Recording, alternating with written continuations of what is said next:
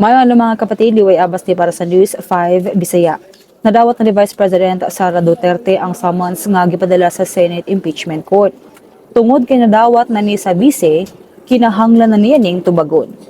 Naay 10 calendar days nagihatag ang Senate Impeachment Court sa kampo ni VP Sara aron magpasa sa ilang tubag. Sulod sa summons ang articles of impeachment ug annexes sa mga ebidensya.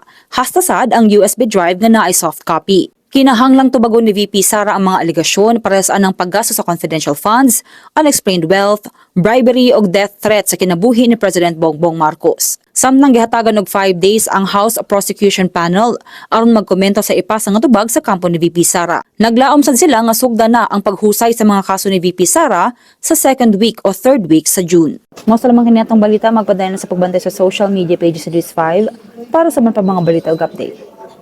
Amping tang tanan.